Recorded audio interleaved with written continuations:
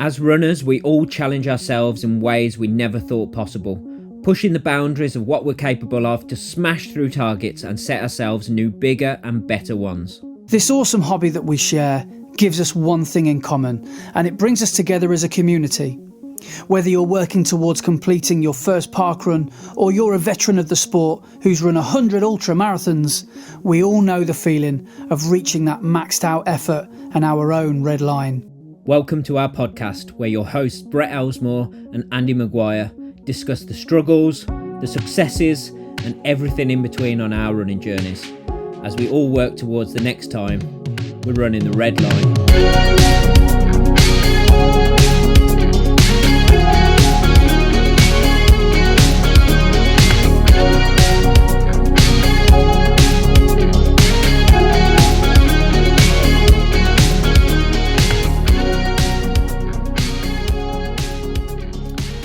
Hello and welcome to episode 78 of Running the Red Line. I am your host Brett, and I am joined as always by my co-host Andy.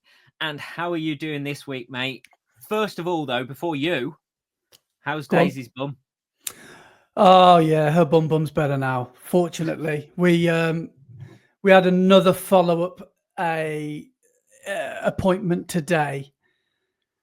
And I think they saw us coming, to be honest, because that was 68 quid. Shop with big windows. For a consultation.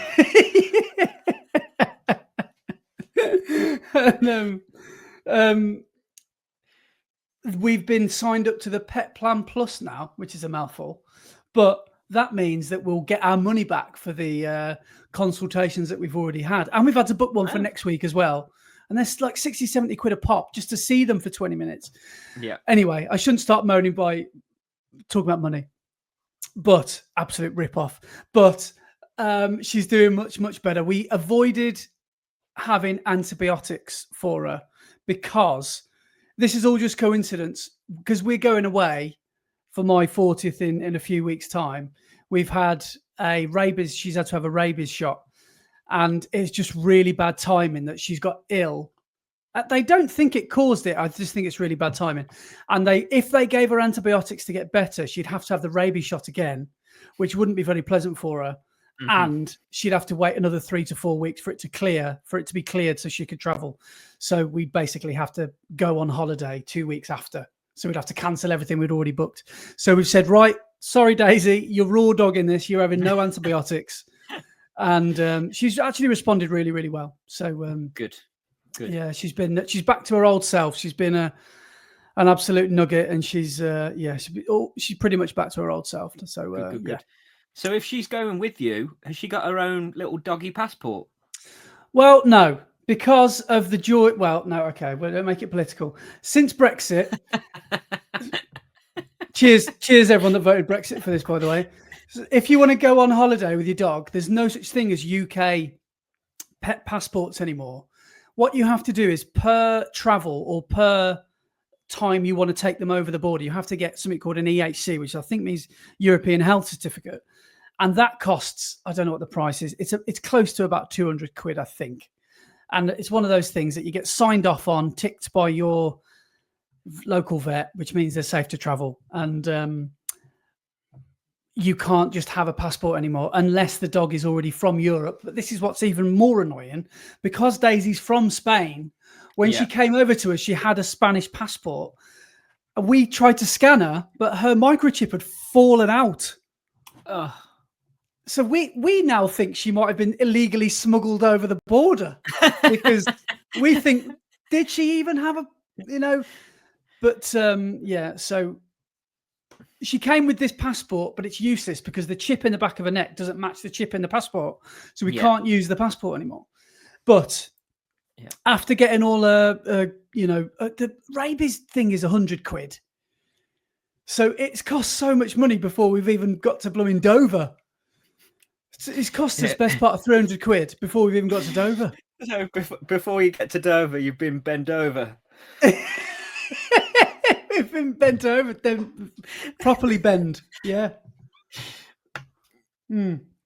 But yes, she's doing a lot better, and she will be coming with us on the holiday, and she will bloody enjoy it, because of how much money we're going to pay for it. So we're going to make sure she has. I don't care if she's got an abscess or not. She will enjoy it. Yeah. Brilliant. So yeah, it's gonna be fun, we think. But yeah, fortunately, she's a lot more like herself this week, and yeah, so a little bit less stress in the house. Although I'm gonna have to keep one eye on the time because I've got to go not early-ish, but tomorrow I've got a wedding to work at tomorrow.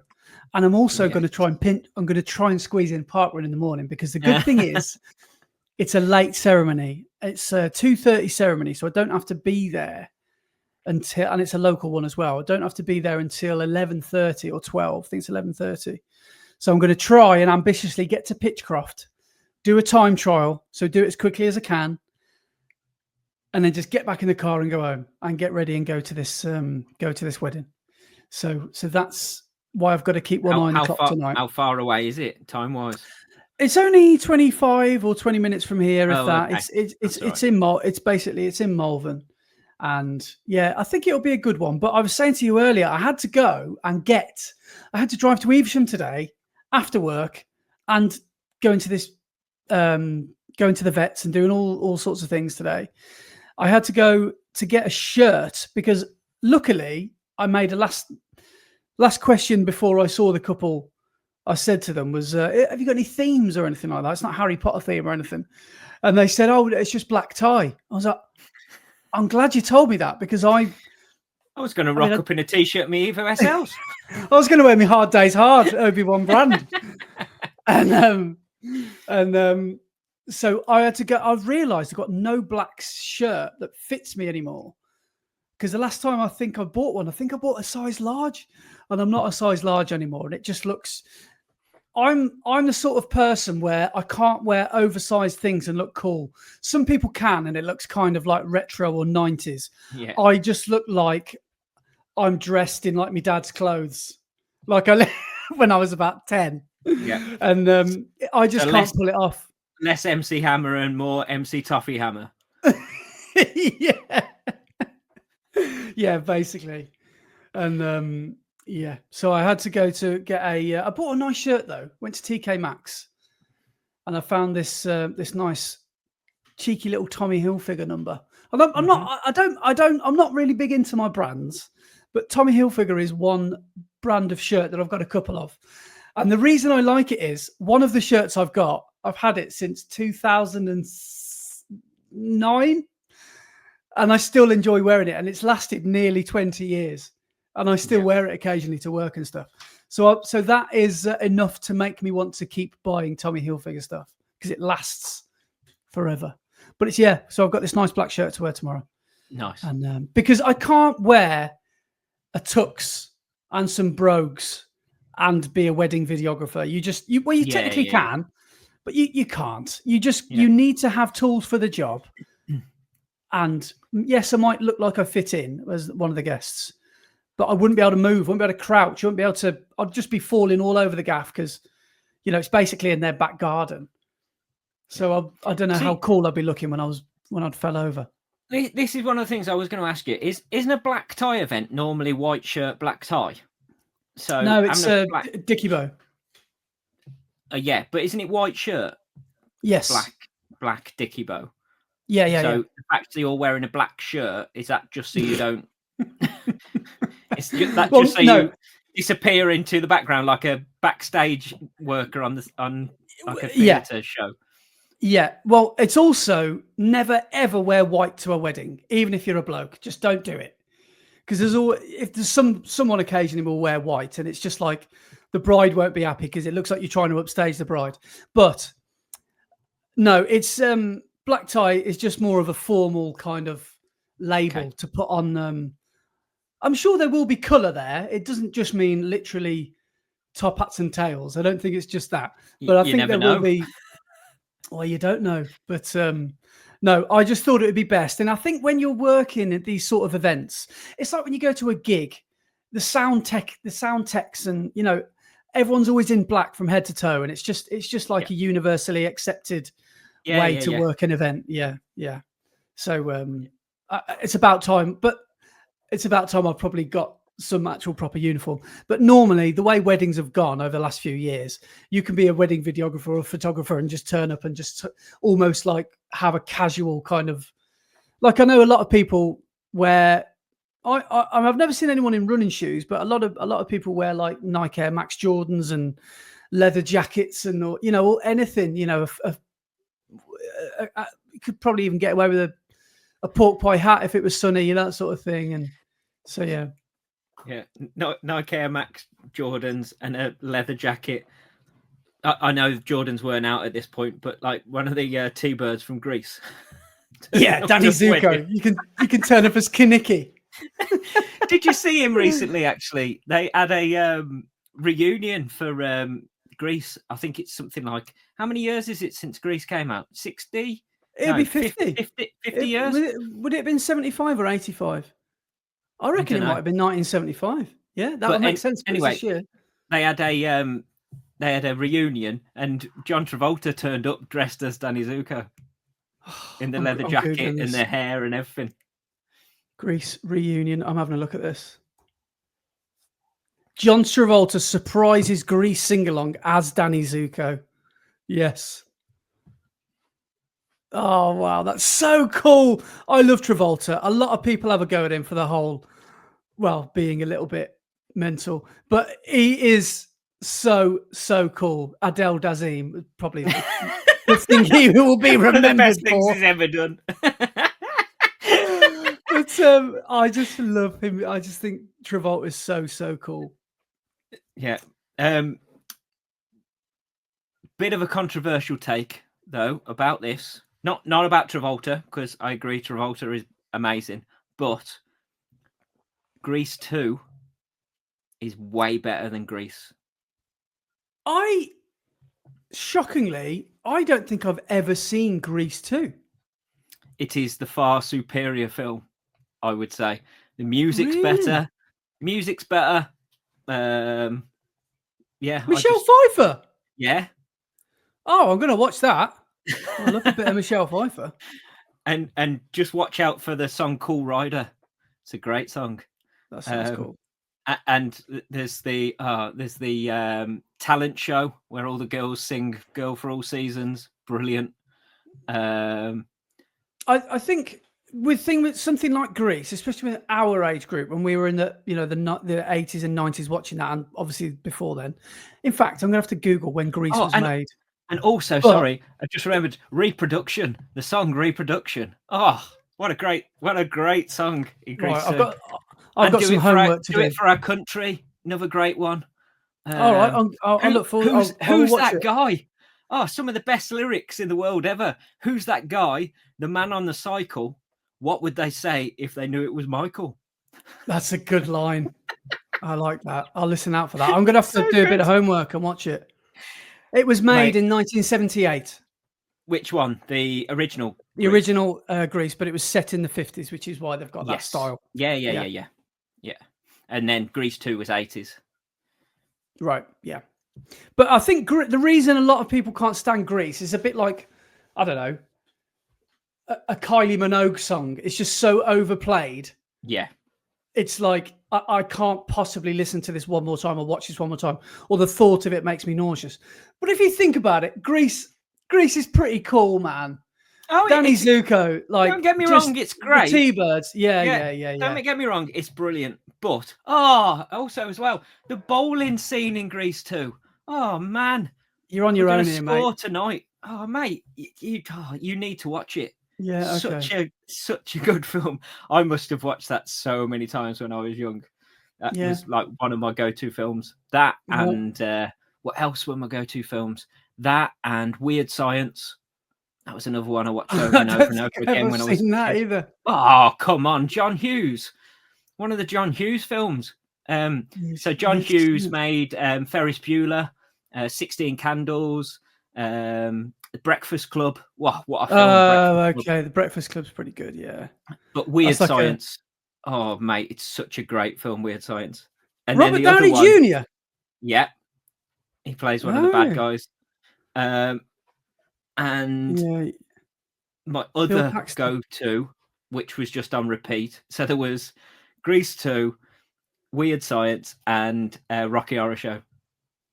Rocky Horror Show. Have you ever been to watch that at a theatre? I've been many a time. Have you? Yeah, I must have been like, I don't know, 6 or 7 times to go and see it. Is it unthinkable to not dress up? Like, what happens if you go watch it? If you didn't dress up, you'd be the odd one out. Really? Yeah. And is it proper brilliant. Hardcore S&M kind of? Not hardcore leathers. S&M. No. Well, I've seen what some people wear, and it's but it's not S&M. Come on. Bottomless chaps. No. Walking there with your ass out. No? It's not that, but men in corsets and fishnet tights and high heels, yes. So have you worn all that gear? Yeah. Have you got some photos that you just don't want to No. go? You've mentioned everyone's going to go on your Instagram now and start. There aren't any on my Instagram anywhere. You've made sure they never saw the light of day. Yeah. Right. When was the last time you went?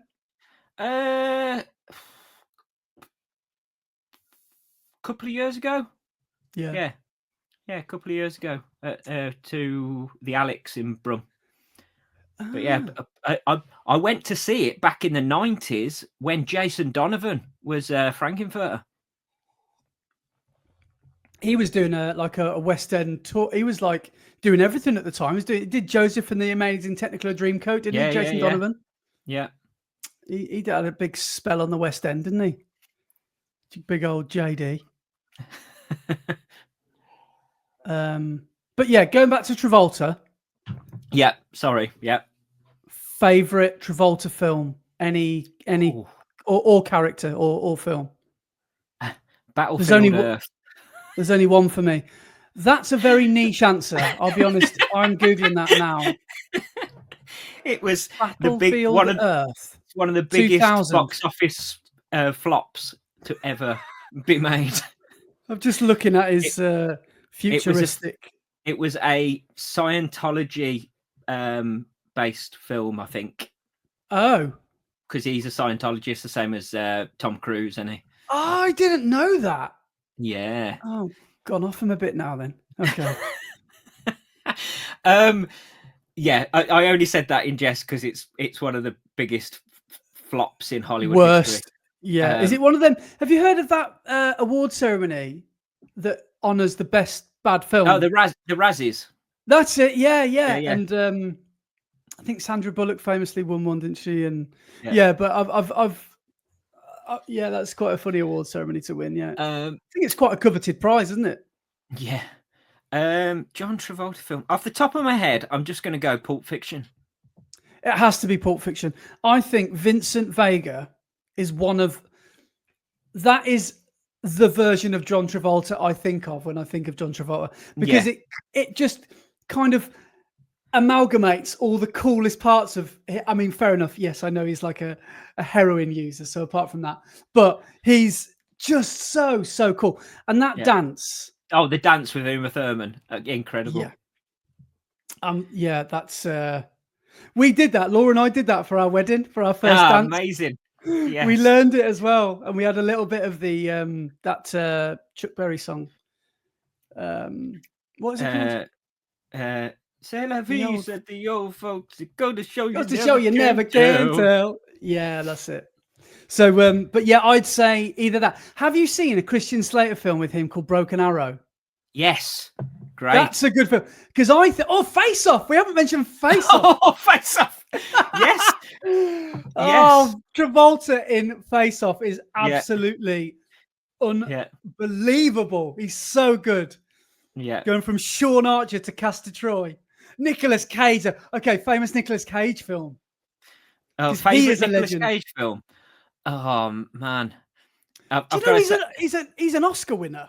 I know. City of Angels. Yeah. Nicolas Cage has been in some incredible films. Yeah. Con Air, brilliant. Oh, that's in my top maybe 3 favorite films of all time. Con Air. Oh, really? Wow. Absolutely. That's one of those films I annoyingly know all the words to as well. The Rock. The Rock with Sean Connery. No. Oh, The Rock. Yeah. The prison one. Yeah. So good. Is it Raising Arizona, one of his early films? And I don't know that one. but I would say, and this is a niche one, I'm going to say Bad Lieutenant 2. I thought you were going to say Bangkok Dangerous. No. I never saw that. Oh, Ghost Rider. There we go. Oh. There's the no, not Ghost Rider. Yeah, one called Bad Lieutenant 2, just because it's crazy. Bad Lieutenant 2. Okay, I'll have to have a look at that. Yeah, Nicolas Cage. His face, I just think he's so detached from reality. Wicker Man. Oh, the Wicker Man!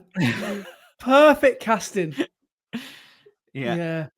And then recently he's been doing all of the like slightly lower budget films where he's just like, yeah, I'm just gonna go for it in this, and he goes full Nick Cage in all of the films. Like he did, he did that horror film called Mandy, and then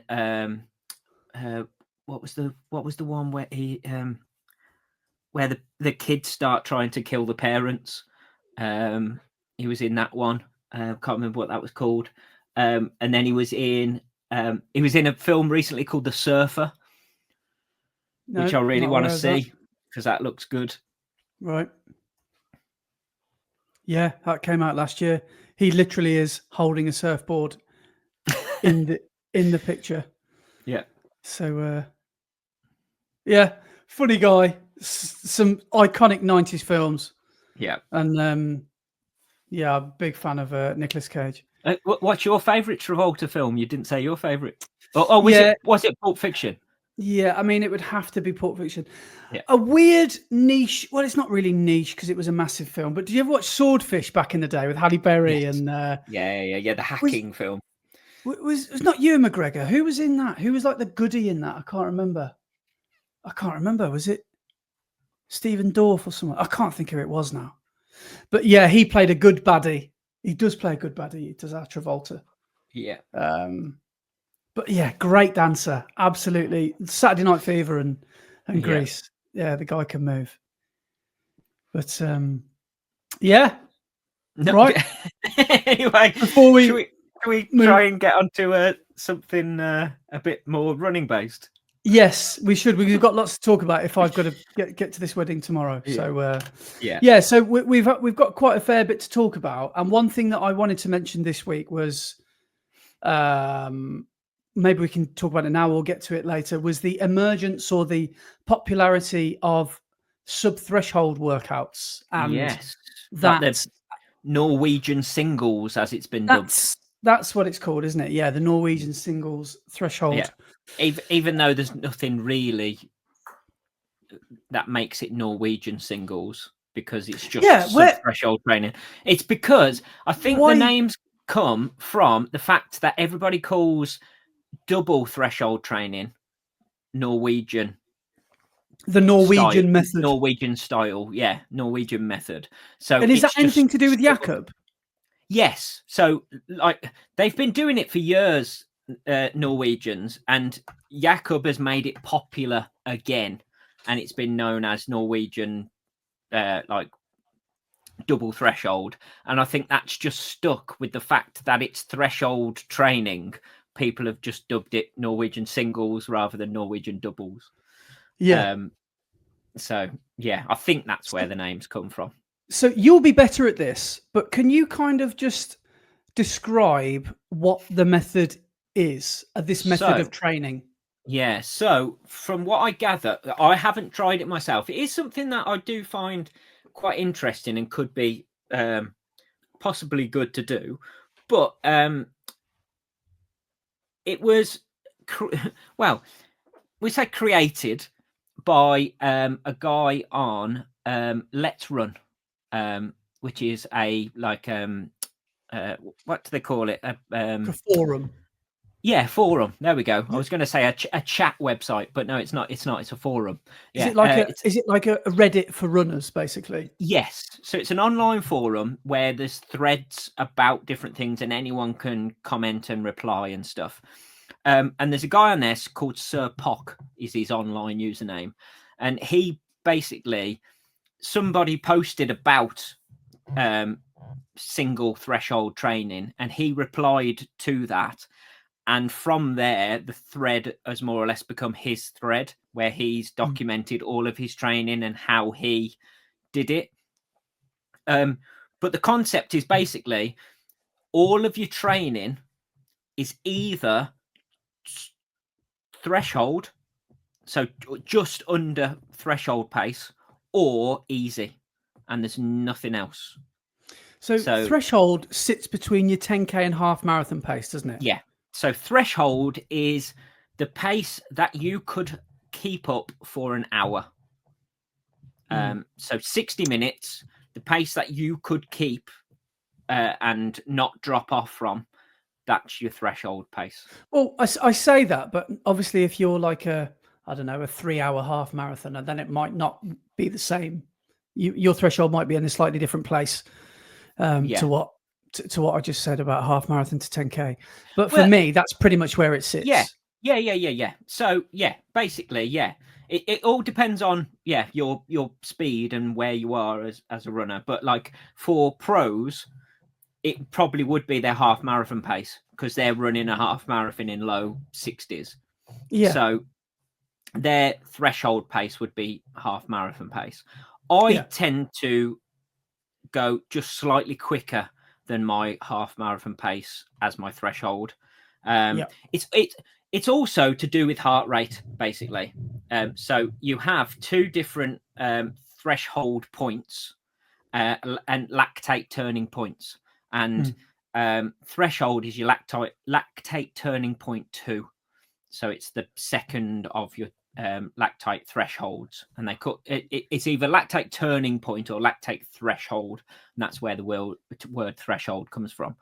But yeah, it's basically before your heart rate skyrockets because you're putting in too much effort and you're going to soon run out of energy or not be able to carry on. It's that pace that you could hold for an hour, basically. It's quite interesting because they call it obviously the threshold because that's the kind of limit that you're playing with, isn't it? You know, if you run in a 5K, then hopefully you'll be done sooner than an hour, but you're well above that threshold because you're rolling the dice and you're just going to ride those 180s all the way to the finish, aren't you? Exactly. Those high heart rates. But obviously with a marathon, you don't really want to be anywhere near threshold because especially if you're a mere mortal like us, if you're at your threshold, in the first 5K, then you've gone off a bit hot and it's all going to end in tears and probably a long walk for the last 10 miles. Because once you go above, I mean, again, I don't know the science, but once you go above that threshold point, things start becoming a lot harder to pull back, don't they? Well, it's the point where lactate starts building it up in your blood so much that it starts to affect your ability to run long distances. Right. Yeah. Okay. So your energy will deplete more because you've gone past that turning point where the lactate buildup is too high. Yeah. Now, the idea of this training method is well, it's not even twofold. It's multiple kind of fold. But the main reasons are to try and avoid injury because you're never really thraping your body to a point where, like Serpoc says on the podcast with Dan Nash on it, he said some people think if your lungs aren't on the floor at the end of a track session, or then you're not doing it right. So it's to avoid that. It's to try and avoid injury as well, and it's also to try and increase the longevity or the endurance that you're capable of over time. Now, he says himself, this is not an overnight strategy. This is playing the long game. Yeah. Well, it's the same as like somebody who goes to do their first marathon after they've been running for a short amount of time. They will find it hard to do that long distance because they haven't got so many miles in their body. But go a few years down the line, and if they tried to run the marathon at the same pace, it would be a lot easier because they've built up that endurance and that ability to run for a long distance. So not only the ability of how you use your oxygen and becoming more,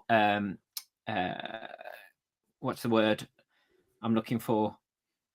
Where you don't use as much oxygen as you're running.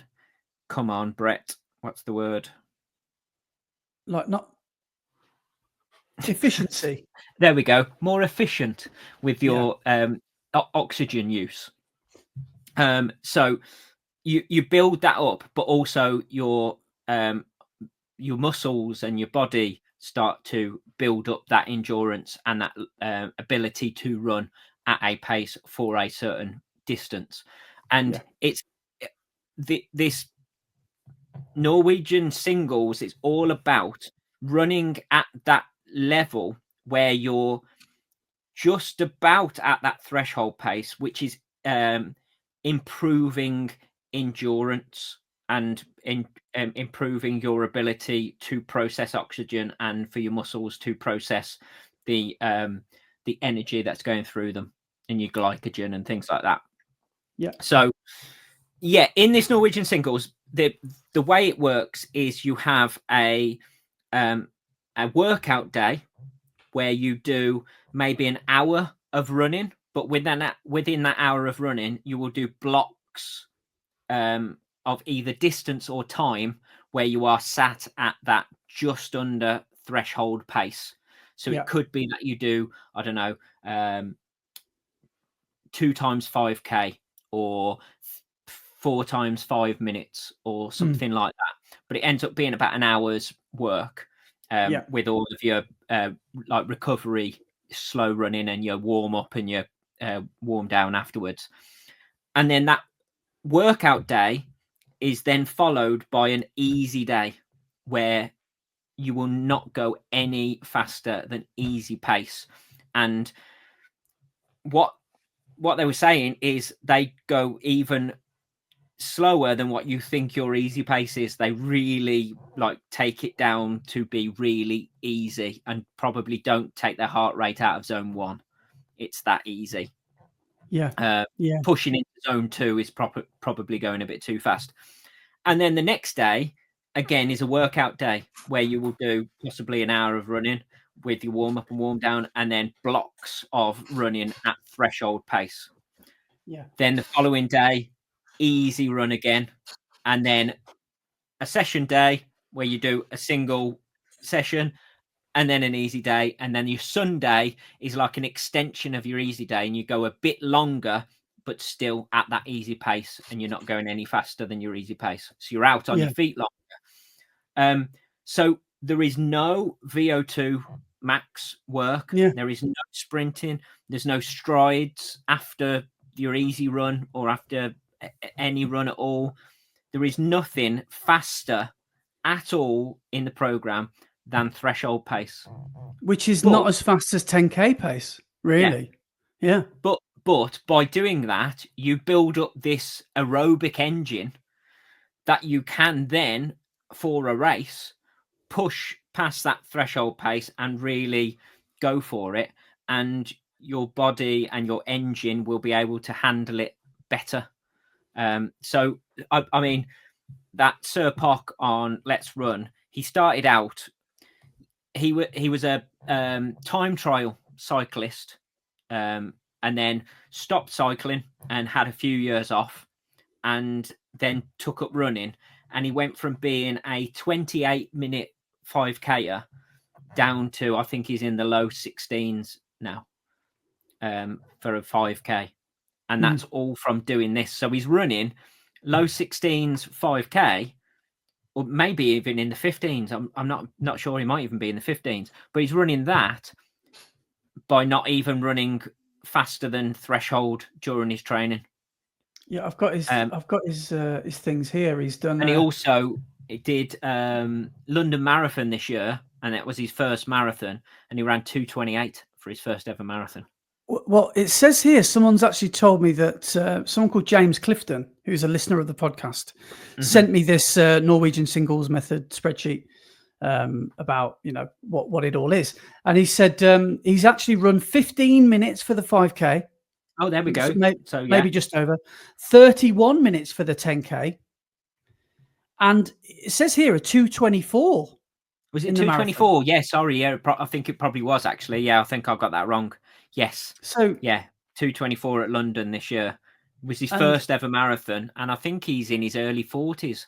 I think he's like 41. yeah, I remember him saying in the podcast with the physiology podcast, he said that, didn't he? But he said the method here is like you said, it says here build towards 2 to 3 sub threshold sessions a week, plus 1 long run, and the rest day easy. So it's built on a 6-day a week training schedule. And it says here, bear in mind, E means easy, Q means quality. So he says you can either do EQ, EQ, EQ long run, or QE, QE long run. What would that be? That would be 1, 2, 3, 4, 5. That'd be 6 days as well. So you can either choose whether you do your quality run on the Monday or you start with an easy run on the Monday. Yeah, he was saying on the podcast that he does it as a 7-day cycle, but the 6 days are a workout day, then an easy day, workout easy, and then the long run is a bit longer. So it's a 7-day cycle, so it's still the week, but you have 6 days, Monday to Saturday, are alternating workout and easy, and then you've got your long run as an additional longer easy run. So in that long run, would he be doing the usual stuff that a lot of us do for marathon training, where he'd be putting some marathon pace in there? No. It's just a longer time on feet, easy run, only easy pace. Right. Okay. Well, after hearing all that and reading it all, I think it sounds amazing. It sounds really good. It sounds really doable. But I think the actual doing of it would be quite difficult and would require an obscene amount of discipline. Yes. To not go any faster than that pace on your quality days. Yeah. Because if you're doing that for 16 weeks, when you're peaking at week 13, you're going to feel like, oh, I've got so much more I could give here. Mm. And trying to hold yourself back would be really quite hard. And on the easy days, only running easy, not being able to get rolling on a Sunday long run or anything. But I'm not even sure 16 weeks would even be enough for it to take, to make enough of a change. I think he was saying he'd done it for 2 years before he really started seeing the improvements. It's back-to-back blocks, isn't it? Or it's almost back-to-back years of training like that. But I mean, it's so hard. My thing is, I would love to have a go at this and be a guinea pig to see if it did work. But I've joined a running club now, and at club, threshold just isn't really. No one goes there to run threshold. Everyone, even with this endurance group that I'm part of, we're still encouraged to run 3 to 5K pace on our reps.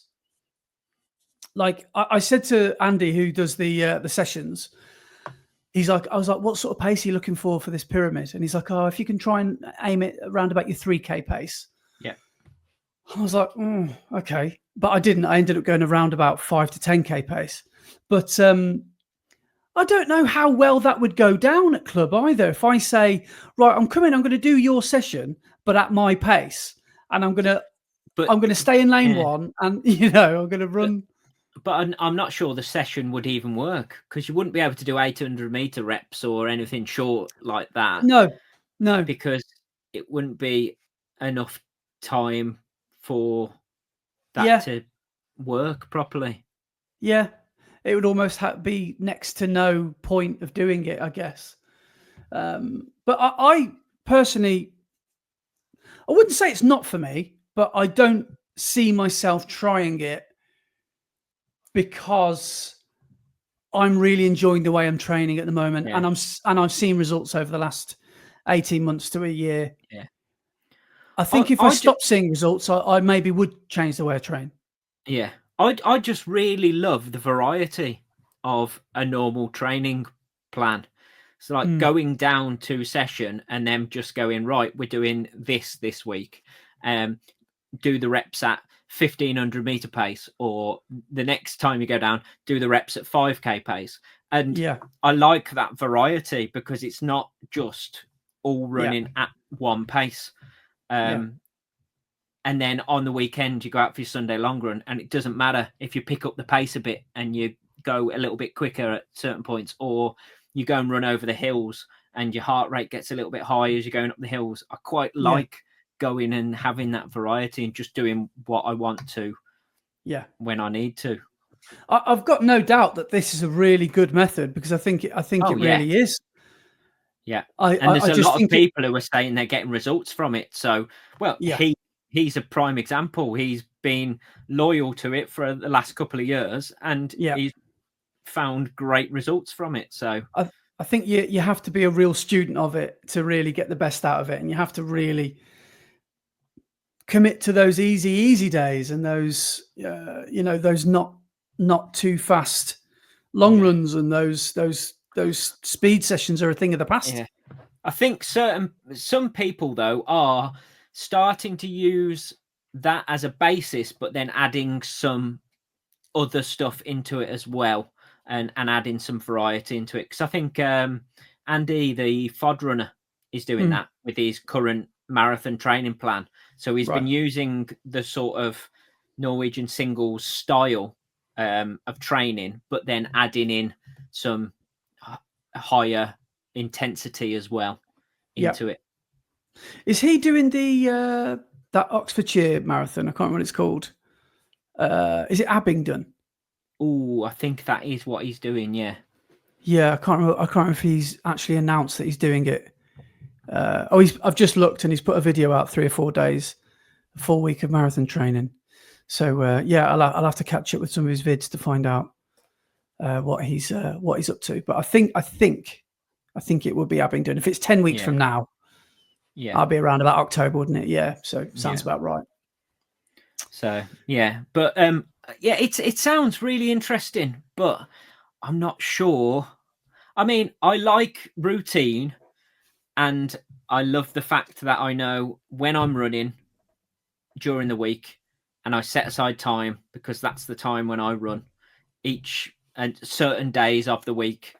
And I love that routine, but I'm not sure I could do that routine along with running the same every single session. I'm not sure I could do it. Yeah. I don't know if I could imagine you in week 12 of your London block for next year just being happy with an 18-mile easy Sunday long run. I just can't imagine you doing that, because you'll be like, no, I've just done it at 5k pace. It's one of those things that requires a bit of discipline. I don't know, but it's one of those things that requires so much time to be dedicated to it, to see whether and how it works for you. And you've got to, I imagine, be really patient with it. It's not an overnight thing that's going to change in a couple of weeks. If you want to do it, you've got to properly, dedicate yourself to that style of training and do nothing but that.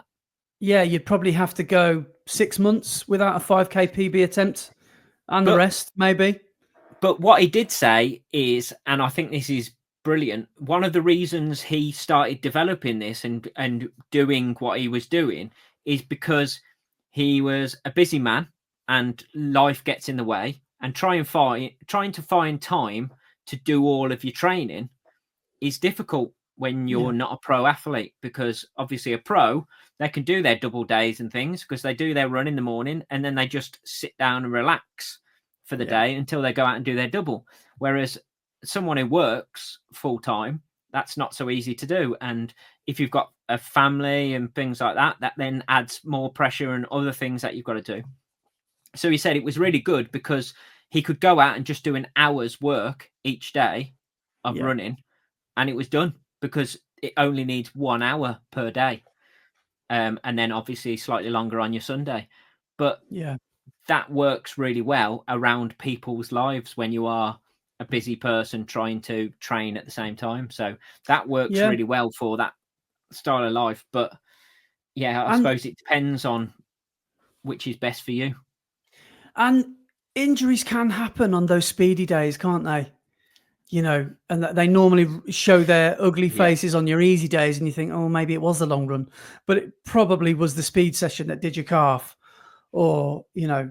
I felt my calves after my speed session the other day, thinking maybe I should do this sub threshold training.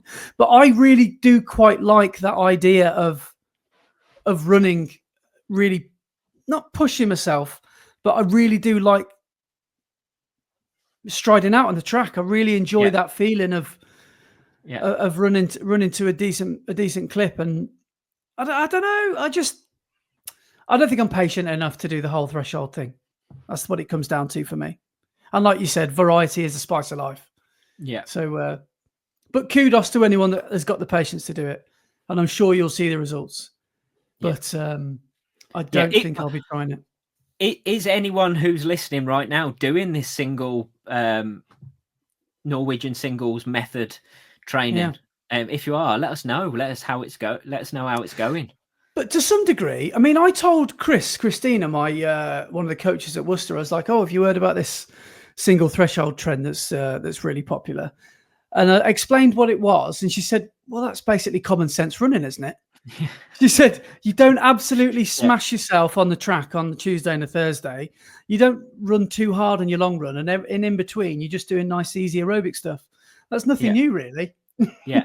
Because there are quite a few people who are saying it's like other methods that were big in the 70s and 80s and stuff like that. So it's stuff that's been around for a long time. It's like double threshold. Everybody thinks double threshold came about because of Jakob, but double threshold's been around for years, and people have been training like that for years. Well, do you remember when we heard Steve Cram at the running show doing a talk? Yeah. He was like, "I was doing this in the 80s, and people were doing it before me." Yeah. So it's nothing new. It's just been rebranded and reboxed and repackaged. Yeah, exactly. And which is like anything. It's fashion does that, doesn't it? Yeah. One year flares are in fashion, and then they're the worst things you can possibly wear, and then all of a sudden the kids are wearing them. Well, I went to track last night, and one of the guys at club said, "You look very fashionable." I was like, I don't think anyone has ever said that to me in my life. And I was like, "Oh, thanks very much." But I hate to admit this, but I've got to a point now where I do kind of look at the gear that I've got and think, yeah, that will look good together, or that will go. That's a bit of a statement. Yeah, I'll wear that. I guess I've become a bit of a snob about, well, look good, play good, isn't it? If you feel good in what you're wearing. Good, exactly. Yeah. Yeah. And it's part of the battle. If you feel good in what you are wearing and you feel confident, that's put you in a good mental headspace to get the best out of yourself. Yeah. I wore for track last night. Should I just quickly talk through my my track session last night? Oh yes, Talk about your training this week. After talking about just doing it at one pace, tell us about what you did this week. So I just ran at one pace last night. So I went down to track, and Tuesday I just did an easy run. I'm basically doing this double threshold workout, if I'm honest. And then Thursday I went, because I didn't go down to club on Tuesday because I thought at the moment it's only like my third or fourth run back. I'm not going to risk going too hard too soon. And have I told you about? I'm starting at. I love calling something. I'm thinking of doing a new little training series. Okay. For my half marathon, and calling it the half, or something like that. And I might push the boat out and do a little intro. I do like an intro on my YouTube videos, and I'm thinking of I'm just going to do the classic stuff, like build up the mileage and try and not do too much too soon. And obviously in 8 weeks' time, that's when I do my target half marathon. But yesterday went down to tracks. I thought, yeah, go on. I wasn't going to, but I thought, yeah, I only did half the session last week, and I went down and did the whole session last night. And it was a 200, 400, 600, 800, 800, 600, 400, 200 pyramid.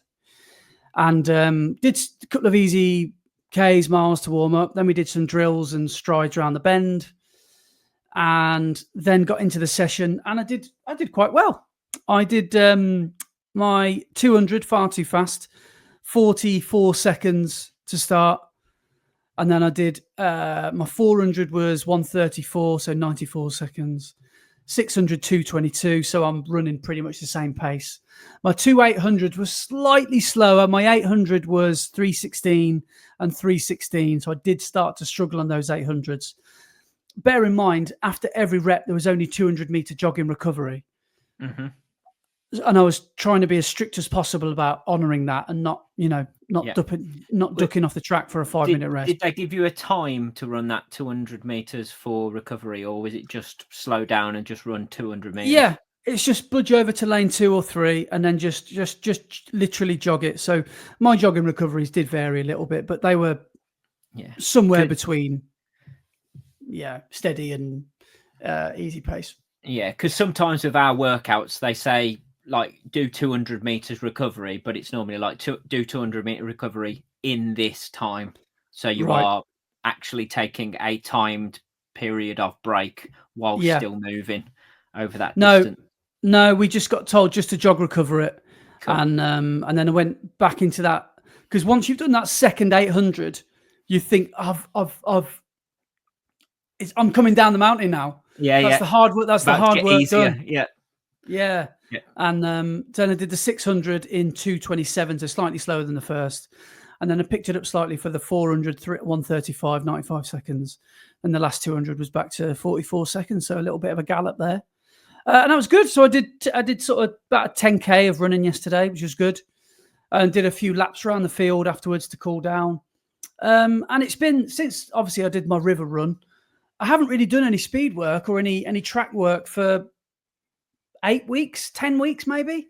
So it's like I'm noticing that my hip flexors just don't want to open up, if you know what I mean. I'm feeling like my stride just feels a little bit locked up. So week by week, I'm hoping that starts to feel slightly different, because in my chest, I'm feeling okay, but I'm feeling like, sometimes you can gallop like a gazelle, when you've got those new, you've got new shoe kind of mentality, that feeling where you just feel invincible.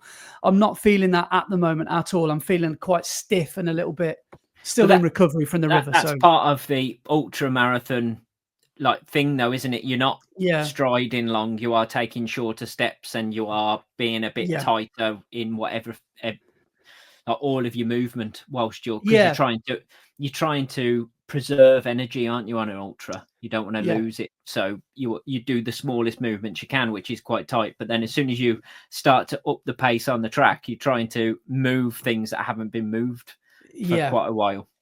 So it's like I've got to relearn how to do that, and run around a track quite quickly. Well, and you know what would help with that, don't you? Moving on to the Strava segment. not just that, but what else? You're going to say. So S and C, you've got S for strength. What could be under the C as well, other than fish? S and CBD from Pure Sport. Give that a good rub. No, so you've got your strength, which is like your workouts and stuff in the gym. But what's one of the main things that helps you condition your body that you never do? And if you did, you'd probably be like an old elastic band and just stretching, crumble. Yeah, stretching. If you want things to move properly, then you need to get them into the habit of moving to those places before you go and try and do it running. Otherwise, you are going to pull something. I know. I need to some smash stretching some or some low yoga pose. and stuff like that will help you free it up, so you can actually move your body into the positions that you need to stride properly. Yeah, I think I do need to do that, because it all goes hand in hand, doesn't it? And I know. But what I'm doing as well tomorrow is I'm going to try and do a 5K time trial to see, because I quite like doing like a time trial at the start of a block to see just how bad shape you're in and how much time you've lost. What's your money on for tomorrow morning then? Well, I'll be honest. If I do slower than 21:15, I'm in a mess because that's my 5K split I need for a 1:30 half marathon. That's Yeah, a sub 3 but pace. how many weeks away are you for that? Well, seven on Sunday. 7 weeks. You've still got 7 weeks. So I know, but if you I can't think hit that now, that's not so much of a problem. yeah, I know. You're not But massively in trouble. But yeah, I understand what you're saying because it is only 5K, so you've got to do 4 times that distance yeah. at that pace. But But I think if I can get, I think I'm going to aim for 21 minutes tomorrow. That's what I think I'll do. 21. okay, nice. Sorry, what was your butt? Sorry. But about Oh, what did did you? I say? I thought you were going to say something else. But yeah, I think if I can go for a 21 minute, that would be good. I mean, only 3 months ago, if that, 2 months ago, I ran 1940 with Beardy Rich. So it's almost a minute and a half slower. Like that's where I think I am at full whack. Mm-hmm. So I've lost a fair bit. But that's what happens if you don't use it, you lose it, don't you? Of course, yeah. And it's like 90 seconds. Some people might think, "Oh, that doesn't sound a lot," but as a percentage, that's quite a, that's 30 seconds a mile. Yeah, isn't it? Like it's quite a fair bit to be slower by. So I mean, I can't wait to be the slowest person ever in October. It's I gonna know, feel crazy, but yeah. it's what happens. So you just got to build it back up, and you've got 7 weeks. So it's not like you haven't got time to build that fitness back up. You've still got the fitness. It's just finding it again. What time do you think you'll run that first 5K in, and how will you run it? Have you started to plan that yet? What if I go down that first park run you do back? Yeah. Well, I'm not going to be silly and try and run as fast as I can because that would be the beginnings of the end. Yeah. So, yeah, I'm just going to go out and just run it easy. So, obviously, my easy pace is going to be very different to what my easy pace is going to be very different to what my easy pace was. Yeah. So, yeah. I don't know what's so I reckon if I could run around 25 minutes, that would be all right. Right. Because what's that 8-minute mile in it? Yeah. I think we could get a Kipchoge V around you. And we get Brett a sub 25. Let's make it happen for your comeback run. Let's get Brett a sub 25. Yeah. Oh, I'd love to be in that. That'd be amazing. But anyway, shall we move on? Because we've got loads still to get through, haven't we? Yes. From the staying on the track. So this week for your training, is it pretty much been just an easy run on Tuesday and then Thursday track? Yeah, time trial Saturday, long run Sunday. So just 4 runs this week. Okay. And Sunday will be a nice easy one, probably around about a half marathon, something like that. Yeah. And just going to try and get 50K in 30 mile.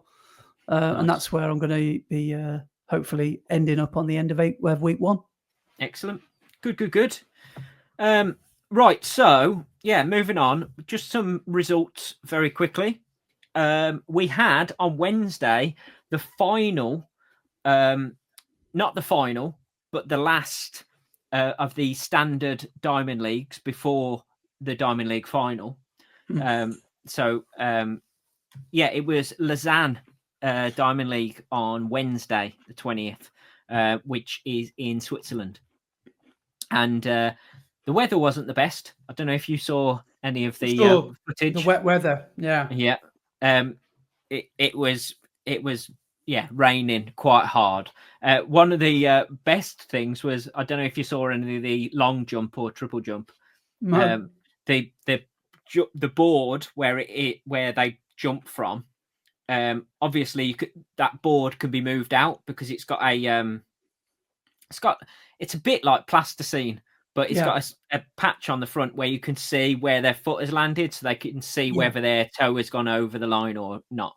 for a like an illegal jump or whatever, and the hole underneath where you could take that jump out of was just full of water. So every time they trod on that, it was just splashing everywhere. Really? And they had to get like a cone to try and scoop out all the water out of it, so they could actually do the jumps and stuff. Is it a proper summer monsoon then? Yeah, weather was quite bad, but there was some good races that went on. There was a few races before which were non-Diamond League races, but it like bulks out the meet. So there's some there was some like junior races and stuff like that. So there was an 800 meters men's B race. So as well as the Diamond League 800 meters, there was a B race as well. And just wanted to mention that because there was a couple of British runners in that.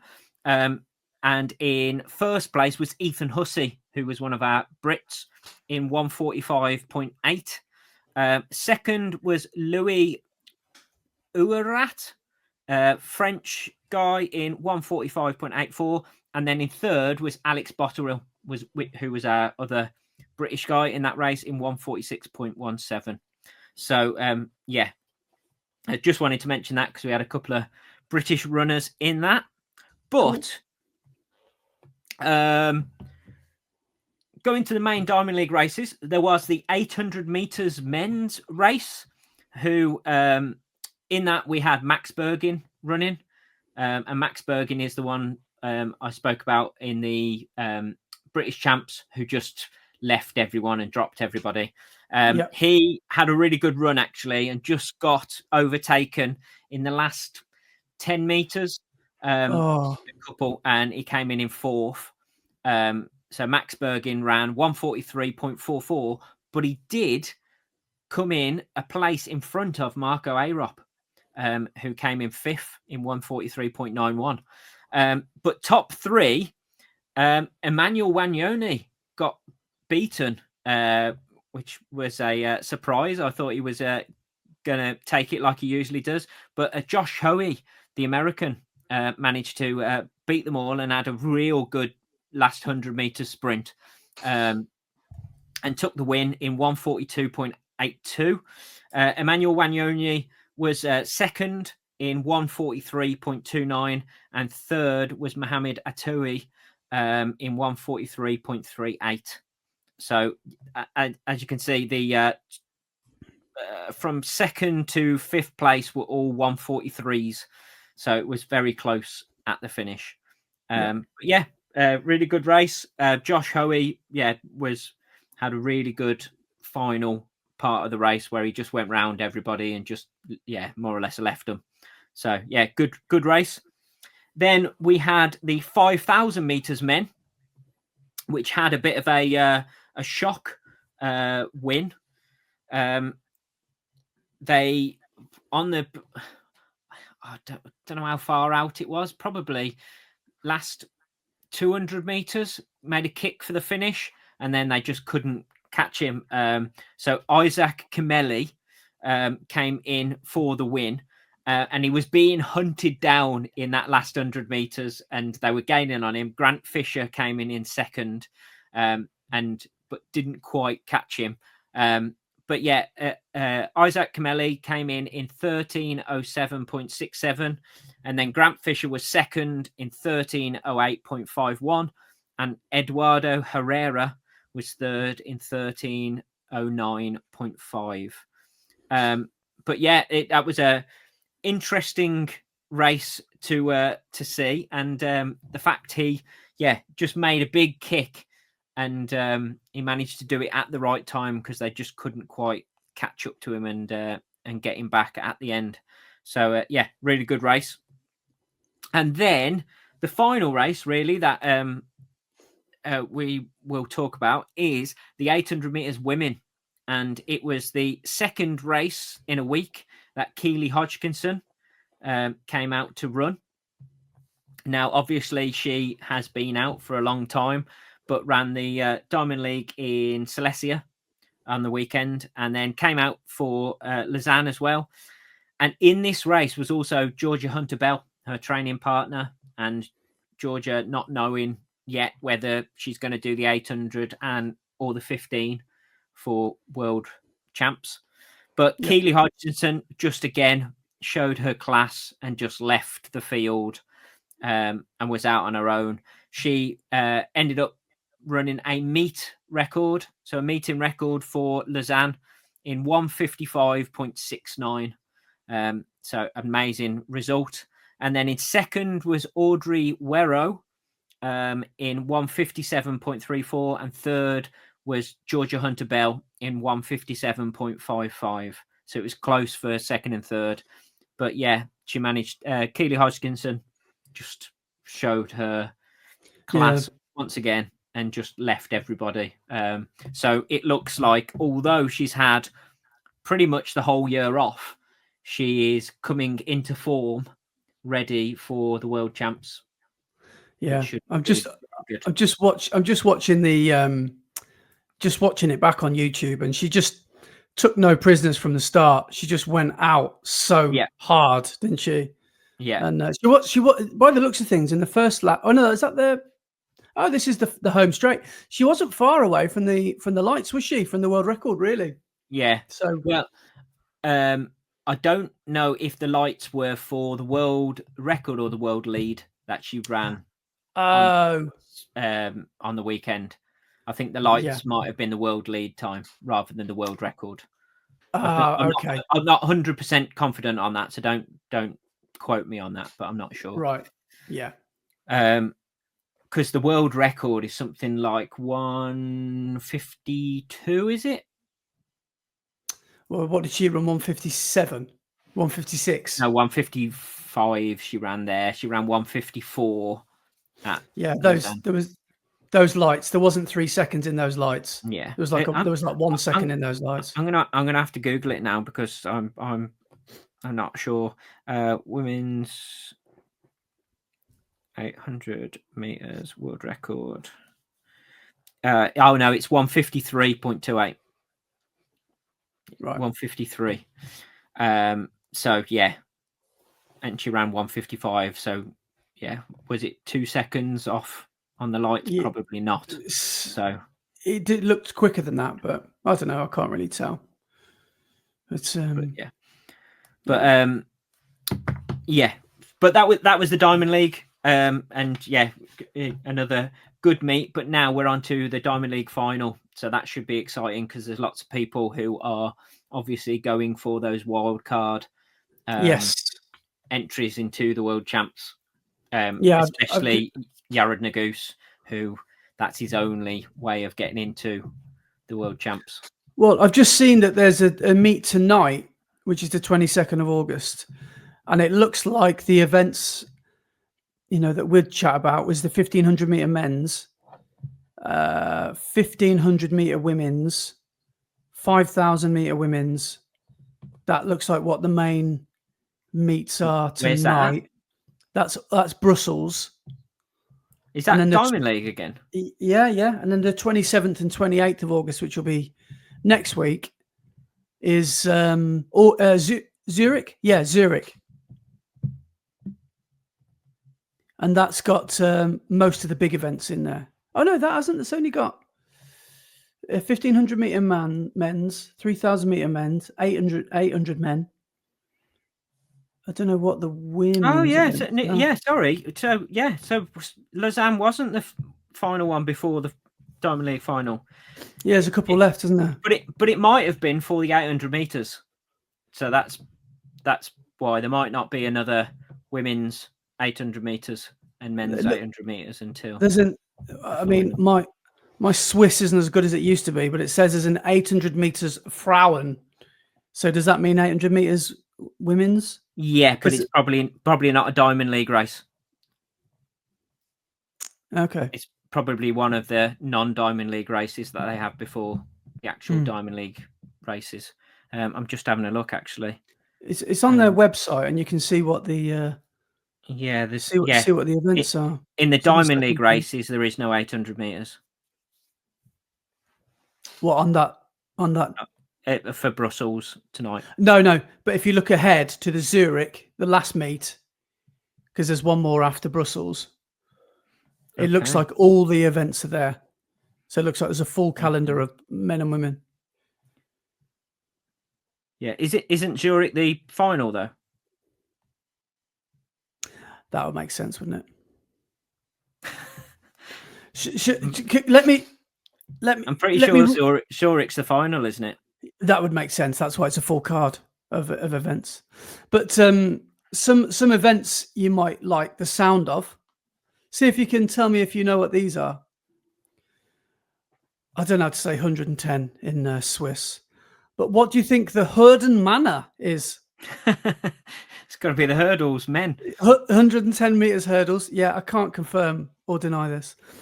What about the Spearworth Manor? What's that? Spearworth Manor. It's got to be javelin. Spearworth. I'm going to have to literally Google this because it's all in Swiss. Spearworth meaning. Spearworth is Javelin. javelin. Yes. Yeah.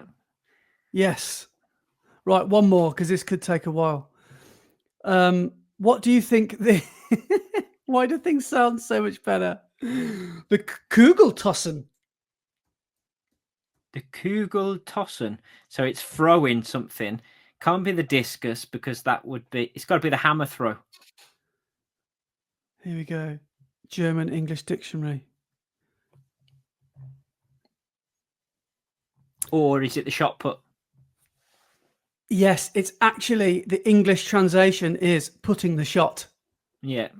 It's a Kugeltossen. No, this is fun. I'm going to do one more. What do you think is the Stabhochsprung is? The Stabhochsprung. Yes. Well, spring. So it's got to be one of the jumps. Stabhoch. Stabhochsprung. I don't know why I'm saying it in Norwegian because I think it's like the high jump. Final answer? Yeah. We can't move on until you get one right. That is incorrect. Unfortunately, the Stabhochsprung is the pole vault. Oh, yes. Yeah, of course it would be. Yes. Right. This is the last one. Can you get this? Oh, that's too easy, I think. I can't tell you what the Steeplefrauen is. Well, it's the women's steeplechase. All right. This is going to be a bit of a 50-50 then. What is the Weitsprung? The what sprung? Weit. V-E-I-T. Sorry, W-E-I-T.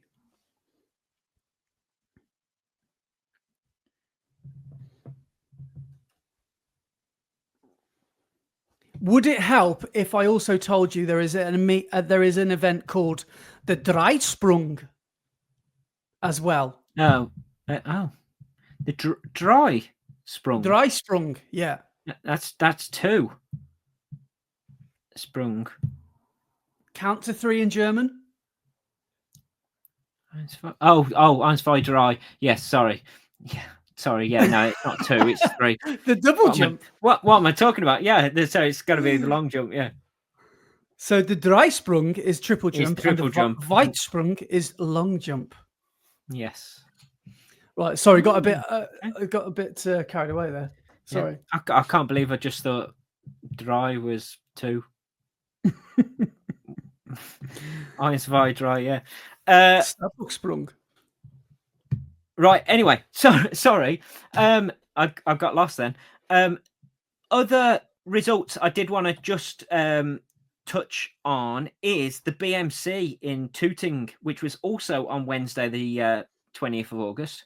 So Wednesday just gone. And the only reason I want to talk about this is because there was a couple of interesting results. So the women's 800 meters A race, there was. In the BMCs, there's normally about 5 or 6 races of each of the events. You have the A, B, C race, etc. But in the women's A, 800 meters, in first place was Reve Walcott-Nolan, who is one of our GB athletes, in 1:59.05. Second place was Erin Wallace in 1:59.62. And in third was Izzy Boffey in 1:59.86. So that was a close race, all top three within a second.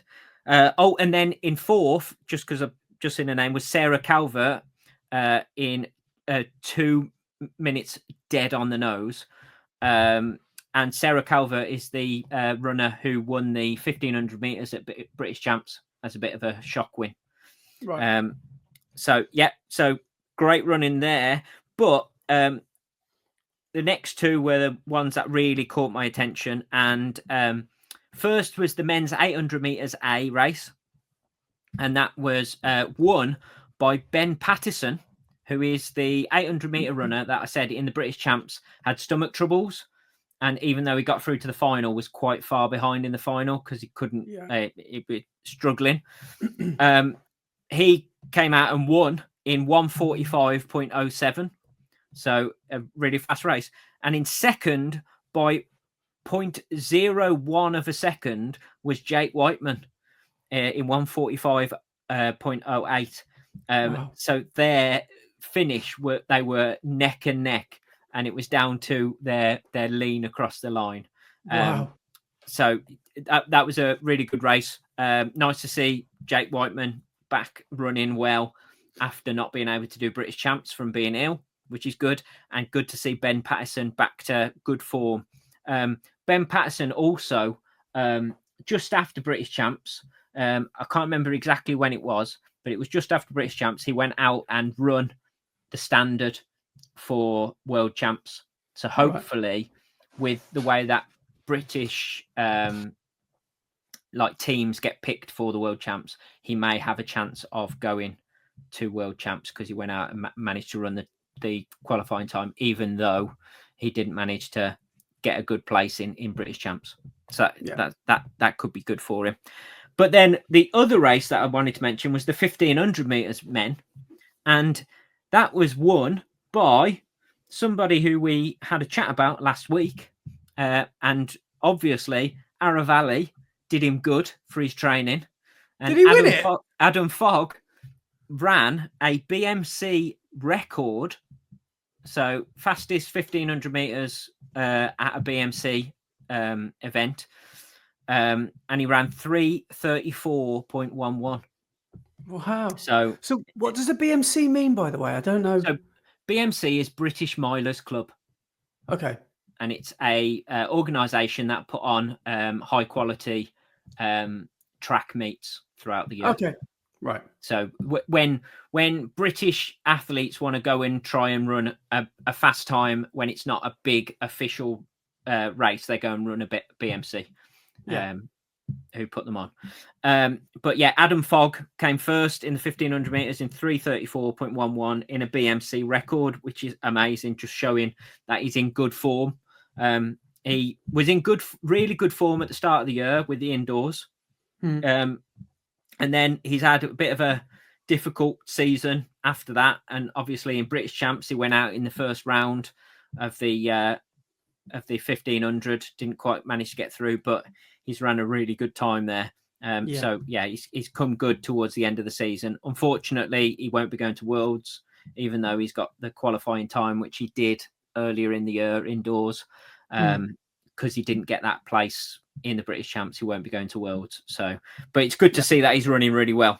And then in second place in 3:35.22 was Thomas Keane, and third was Nick Griggs in 3:35.25. And obviously Nick Griggs is the Parkrun world record guy. Yeah. Wow. So although he didn't beat him in the Parkrun world record, he managed to beat him in the 1,500. So I'm sure he'd be happy about that. Go on the Fog Dog. Yeah. But yeah, so yeah, great running there from everybody. But that's pretty much the results I had written down. Cool. Well, we were going to mention quickly about, because I don't know how this has happened, but there are some world marathon majors around the corner. Yes, And we've got there a few are. people training that we know for them. I know Yes. a few people training for Chicago, including Mac, friend of the podcast. Yeah. And there are a few that are coming up even sooner, like Berlin Yes. and So, yes, Sydney. Sydney is next Sunday. So, Wow. Sunday, the 31st of August. So, that has come around very quickly, hasn't it? Yeah. That is absolutely bonkers how quickly that's come around. Yeah. And that's going to be the first time it will be officially a major, won't it? Yes. Yeah, yeah. And Kipchoge's running it. So, I'm really looking forward to seeing that because apparently Kipchoge is running well and he's in good form. So, he's going Oh, out there to try and wow. win it. He's not going out there to just run it. He's going out there to So try and win it. what date is it? The 31st. And that's probably a 9 a.m. kickoff in Sydney, isn't it? So we'll get it. No. The start time's 6:30 in the morning. What? 6:30? Yeah. Isn't it winter over there? What? Why do they need to start so early? I think because of temperatures and stuff like that. So they're starting earlier so they can have more preferable running conditions. Well, I mean, I don't know how I'd feel about that because for a world major to start so early, I wouldn't mind if it was parkrun sometimes in June. But a world major, think about the transport chaos, and you'd need to be up Yeah. by 2-3 o'clock. And think about the spectators. There's not going to be a huge amount of spectators out on the course at that time in the morning, is there? Yeah. Yeah, all you spectators are going to be like, I'll see you at the end. I'll see you for that last mile when I've woke up. So if that starts at Sydney at 6:30, is it roughly 12, 14 hours ahead? 12 hours ahead? Very good question. So do you think that would be hang UK on. time Saturday night when we're going to bed? UK time. We could watch that on the TV. We could probably stream that if we could. So 6:30 Australian Eastern Standard Time is Of course, because they've got different time zones, haven't they? 9:30 p.m. UK time. Next Saturday night, that could be proper Yeah. good Saturday night viewing. That sounds good. Interesting. Okay. Yeah. That's good. So there we Oh, go. that's exciting. Yeah. So also wanted to mention, not a world major, but they'll be treating it like one. TQ and KQ will be taking on the Dublin Marathon after writing in to the podcast. And it was this very podcast that made TQ say, yes, I'm going to go for it. And went and signed up for it. Yes. Yeah, he was probably going to do it anyway. He was contemplating it, but we were the thing that tipped him over the edge, and he went for it and entered. So I am very much looking forward to seeing their 12-week training block come out in videos on YouTube. So if you aren't following Q on the Run, go and give them a subscribe and watch their videos weekly. Yeah. But I'm looking forward to not only the training, seeing how they get on over in Dublin. Yeah, the boys put a video out today saying that they were, just locking into some marathon sessions now over the next, I think it's 8 weeks or 10 weeks, maybe. No, maybe it's less than that. I can't quite remember, but I think it's an end of October race, isn't it? 12 weeks, isn't it? They're doing a 12-week block, so they've started that sounds the right, block this week. So right, I think they're 1 week into their 12 weeks. But I would strongly recommend, if you don't already, go and subscribe to Q on the Run, because they put out some brilliant videos, great training videos, some hilarious cultural references that I'm sure you will enjoy. Yeah. Because TQ, the brains behind the Q on the Run operation, is the editor, and he'll always get some David Brent or some Partridge in there or something like that somehow. Yeah. But they're just above all really, really good lads, and I wish them all the best. Yeah, because they've had a good summer of training where they've just done races when they've wanted to and some park runs and stuff like that, and they've been running well. TQ is definitely getting back into shape after obviously breaking his foot, so not being able to do Manchester this year. So he's getting back into some fitness, which is good, and it's going to be good seeing KQ go from a real good place over summer and his fitness being in a good place with his park runs and his racing he's been doing, and seeing how he can build on that for Dublin, and then seeing how TQ can get back into it and hopefully be in a real good place in 12 weeks' time. Yeah, it's going to be a really fascinating watch. So yeah, all the best, boys, and go smash it. Yeah, best of luck, boys. Yeah, and then as you were saying as well, Berlin is 30 days away. So Berlin's on the 21st of September. So that is only 30 days away now. Exciting. So yeah, some good races, and then obviously the other races which are very close are Great North Run, which you will be running, which is on the 7th of September, and then the week after, on the 14th, is the Worcester City Runs, isn't it? Yeah, and not forgetting the world famous Timbahonga 10K, which yes. I feel so out of my depth doing, because that's next week. Oh, is it really?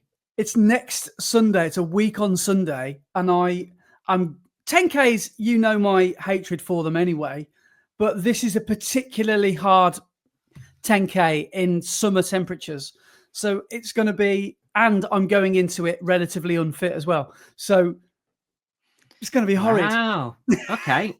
Yeah, that's next my Sunday. Sunday next week sorted. Then Are you going to come down? Coming and watching you suffer, and then watching Kipchoge win Sydney. Yeah, all right. That sounds like a good weekend.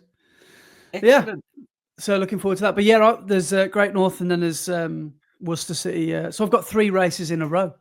Nice. Three silly Sundays. So yeah, just what you need in a training block, isn't it? Yeah. Yeah, exactly. So yeah. The other thing that I've got written down that I did want to have a quick chat about is on Tuesday next week there is a world record attempt happening. Yes. And this is in Germany at the Adidas HQ. And I think they're doing it on the track and at night to try and have better conditions and better temperatures. So they're doing it at night on the track. It's not a Kugeltossen. No, it's not. It is Stabhochsprung. It's the 100K world record attempt. So 100 kilometers, and it is a sub 6 attempt. So sub 6. Oh, God. Currently, the 100K world record is currently held by someone called Alexander Sorokin, and it is 6 hours, 5 minutes, and 35 seconds is the current 100K world record. Wow. So 5 minutes and 35 seconds they've got to knock off. And Alexander Sorokin is actually one of the athletes. There's 5 athletes who are going to be attempting it. Yeah. He's one of them. There's also within it the 50-mile record holder, Charlie Lawrence, who will also be running. But yeah, they have been developing for this. It's quite funny because obviously Nike this year did the Breaking 4 thing with Faith Kipchoge. So in the past, Nike did the Breaking 2 and then the Ineos 159 for Kipchoge to break 2 hours in the marathon. Nike then went the other way and went for the fast Breaking 4 for the mile. So they've gone for the very short distance. Adidas have gone the other way and have gone for the longest distance they can to try and break a world record. So it's very much in that sort of thing of it being a spectacle event to try and break it. Because I'm not sure how legal the record will be if they do break it. And that's down to the tech and the shoes and the kit that they are using.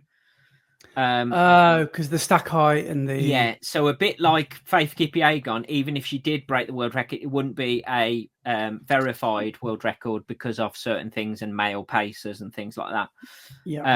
I'm not sure whether this Adidas one for the 100K will be a definite world record, but there's no actual details have been put out by Adidas about all of this kit. So it could be that the foam on the shoe, even though it does look ridiculously high stack height, it could be that a lot of it cups around the foot and it is within legal height. I don't know. So we shall find out. But have you seen the new shoes that they've developed? Yeah. Have they called it anything yet? Has it got a name? No. So they're like a secret shoe that no one Yeah. knows the name of or anything. But they've developed these shoes and they look crazy. But they use the Lightstrike Pro Evo. So like the Pro Evo 1 and 2, they have a very different Lightstrike to all the other Adidas shoes. So the Lightstrike Pro Evo is the non-compressed Lightstrike. So it's basically just a slab of the foam that's been cut into the shape. Whereas on all the other shoes, so like on the Pro 4 or the Pro 3 or the Evo SL, the foam's made and then it's compressed into its shape. So it loses some of its like give and bounciness because it's been compressed into shape and heat molded. But in the Pro Evo, it's just been cut. So it's still got the original properties of the foam. And this new shoe that they've made for this ultra attempt is that foam. So it should be quite interesting to see what happens with this shoe. But they've also developed like new running singlets, which have got like raised bumps on them, which I'm not sure whether that's for cooling properties or anything like that. They've also developed like an ice vest that some of the runners are going to be wearing.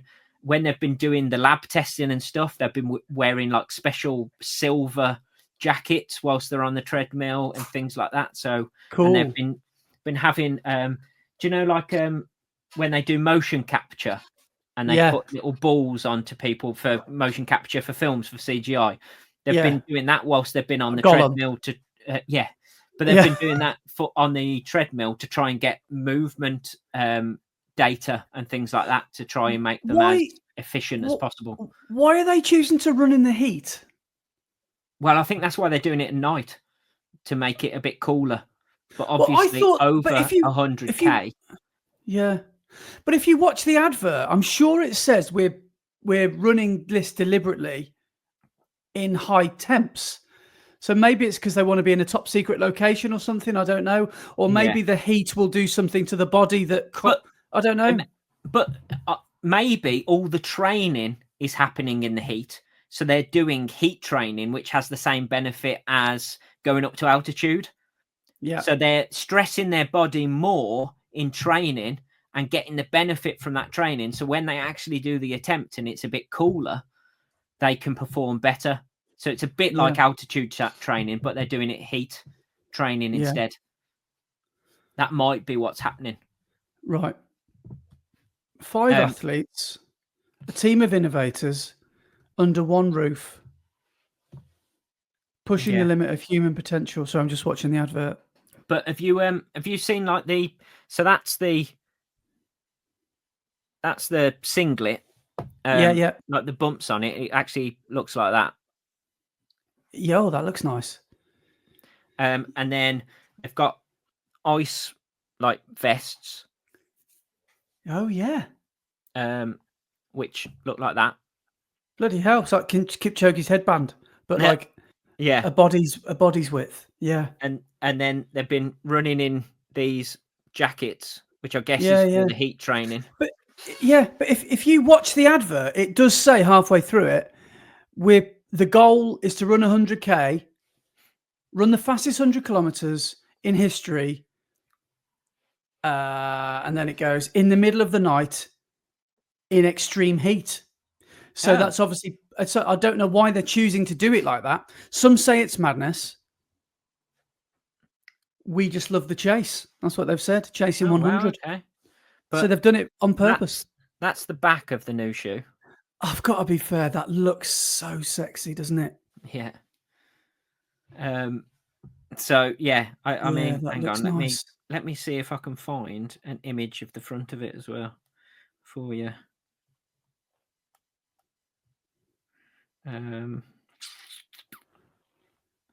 But you can see around the back. It looks like a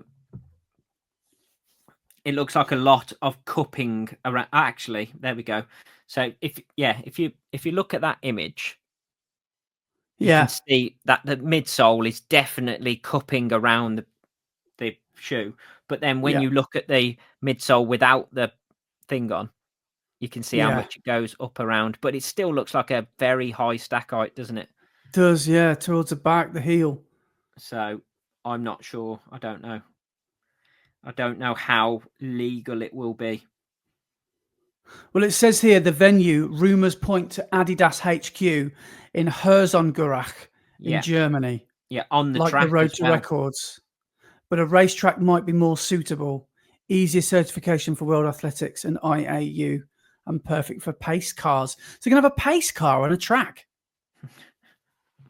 Wouldn't it be easier to have a cyclist? But I don't know. Yeah, but then they've got to cycle 100k. Yeah. Oh, yeah. I forgot about that bit. Yeah. Yeah. Suppose you can stick the car in cruise control, can't you? The driver can basically fall asleep. They should have got a Tesla. Yeah. Yeah. But yeah, so I don't know how legal it will be and everything. But that was the other thing as well. So the shoe, do you know, normally like Nike, not Nike, the carbon rods in an Adidas shoe. Yeah. So normally, like people like Nike and stuff have a plate, don't they? Whereas Adidas developed carbon rods for the shoe. So the rods follow your the bones on each of your toes as they go through your foot. So that's why they've got rods, because they've got one per toe. But in this shoe that they've done for this Ultra, there are no rods. It's interesting what they've done. Let me find that image again. So that is the carbon for the shoe. The outsole, like the perimeter of the shoe almost. So it's like a hoop around the outside of the shoe. So there is no carbon in the middle. It's like hollow. Yeah. Yeah. And if you go onto the Adidas Running Instagram page, and have a look at them running in the shoe. Yeah. The amount of squish as they're running on the treadmill is crazy. So the third post on Adidas's Adidas Running's Instagram page. So third post, and there's 12 slides. And if you go to the 11th slide, it's someone running on the treadmill in them. And just look at how much the midsole compresses on every stride. Oh, yeah, I'm just going through it now, yeah. Oh, yeah. Oh, yeah, it's super squishy, isn't it? Yeah, that's going to be a big hit for a lot of people, that. If that hits the mass market, which it probably won't. Well, that's the thing. Is it going to be like the Pro Evo? And if they do release it to the mass market, it's going to be like 600 quid. Or something like that. I don't know. But normally, obviously for ultras, shoe manufacturers aim at trail market, because most ultras are trail. But that's 100% a road shoe, isn't it? Yeah, definitely. Yeah. Exciting to see what they're going to do. But yeah, it's going to be interesting. We shall see if they manage to break 6 hours for 100k. To do that, they've got to run 3:36 per kilometre. For 6 hours. Yeah. I can't even do that for 400 meters. Oh, my track session the other night. God. Well, should we move on to some comments and emails? Because yes, definitely. I'm running out of time. Oh, yeah. Sorry, I didn't even think about that. Yeah, right. Let's go through the comments very quickly. So, after our slightly delayed pod last week, which included possibly 5 minutes where we didn't say a word, and all we did was manage to laugh. We could have edited that out, couldn't we? But we didn't. We left it in for you. Yeah, definitely. So first comment's from Craig Brooks, and he says, "I just had to stop running because I got the giggles listening to you two lose it," which is brilliant. And then Jeff 6195 says, "Excellent." We're laughing emoji. And James Clifton says, "I can picture the car adverts now. Having a stroke? Not to worry with our dual clutch 7-speed automatic gearbox." You had me in stitches, Andy. Great pod as always. Oh, God. James Phillips says, "Another great podcast. The only downside was when both of you started laughing, it started me off, but I was mowing a customer's lawn. They probably thought I was mad, laughing out loud and saying my nan on the bog over and over only made it worse." On the bog. And then he says, "Andy, you know the saying, when the vans are rocking, don't come a knocking." So that's for you and your new van. And then he says, "How is Daisy now, Andy?" She's all right, thanks, mate. She's making a good recovery, you'll be pleased to know. Good. And then Sensi Simon says, "In stitches listening to this. Can't be good for Brett's post-op recovery." It was definitely not. I was a bit sore after that, but it's all good. And then he says, "Great episode. Have you heard of the Marathon du Médoc? I did this a few years ago. It's a marathon through the vineyards of Bordeaux, where there are about 23 wine stops at the different chateaux. And each year there's a fancy dress theme. The year I did it, it was superheroes. With it being a French race, I had to get medical certificate from my GP and paid £20 for the privilege. Yep. It's my slowest, but also my favourite marathon I've done. Marathon de Meadow. Oh, God, I'm going to have a look at that. That sounds amazing. 23 wine stops. Oh, my God. That sounds incredible. Should we sack off the beer mile and go over to France instead? Yeah, I see your beer mile, and I raise you 23 beer miles, but not beer; it's wine. Yeah, so that could be good, couldn't it? Yeah, that sounds. We should look into that. Yeah. Then next one is from Chip Rockets 99, and he says, with some alarm emojis, "Shoes news." And they say, "Done a 10-mile run and a 7.5-mile run in the Vomero Plus, and so far I love them. Cushioning is great and also quite bouncy. Seen some people say you can pick up the tempo in these, but personally, I wouldn't use them for anything faster than easy/steady pace. Can see why people might complain about the thick tongue, but I quite like the padding and extra comfort it gives. My orange pair are bright enough to light up the whole street. For the £135 I paid, I think they're good value and a nice addition to the rotation." Brilliant. So there we go. Oh yeah, maybe a sports shoes discount, maybe. Yeah. So yeah, for the Vomero Plus, that's a big thumbs up from Chip Rocket. But I will say I did see Tim Gross has put out a video about the Vomero Plus, and he said it's one of the worst shoes he's running and can't stand it. Wow, interesting. So it's mad that a shoe can have such polarizing opinions. Yeah. But on that, just very quickly, because they are at hand, I just thought I'd show you my shoes news. They arrived. Oh, hello. Are these your Pro 2s? Yeah, my vintage bargain. So I like them. They are not. They're pretty much new. They've not done much work at all by the looks of them. So yeah.